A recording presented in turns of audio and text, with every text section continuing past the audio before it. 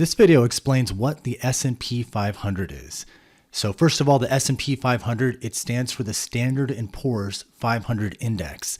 Standard & Poor's is a company, this is their website right here, spglobal.com. It's a company that's been around for like more than 100 years, and they provide credit ratings and they manage indices, and the S&P 500 is one of those indices.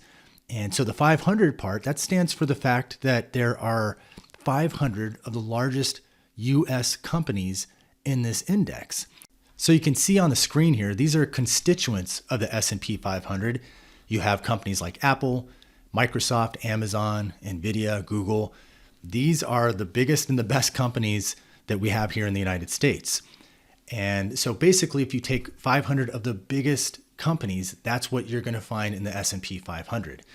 Now, the way they do it is they weight each company based on its market capitalization. So Apple might be the biggest company at some given time. And so it would have the biggest weight as far as how they calculate the S&P 500 value.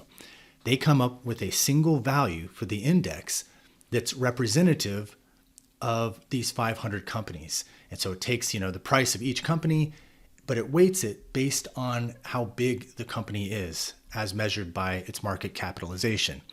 So the bottom line is the end result is a single value for the S&P 500. It might be 2,100, it might be 4,300, it could be any number, but it's one single value. And it can be helpful for people to know what this value is and how it changes. It can give people information about how the market is performing. So you might hear people say, the S&P 500 is up 100 points today or down 100 points. And that's giving information about the market as a whole. Because if 500 of the biggest companies in the stock market are, if their combined value based on this index is up 100 points, that's an indicator that the market as a whole is up. And so that's why the S&P 500 is popular, because it can give us insights about how the market as a whole is performing.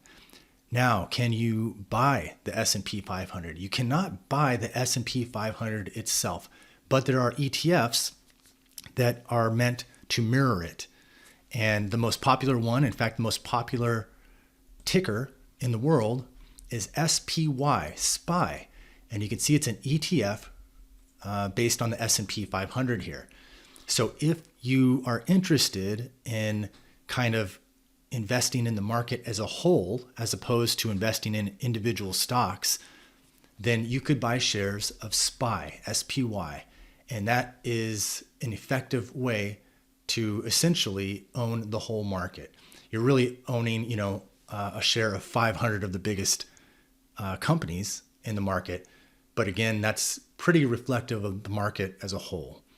So that's what the S&P 500 is. If you ever have questions about the S&P 500 or anything else, you can always contact us at support@stockmarketguides.com.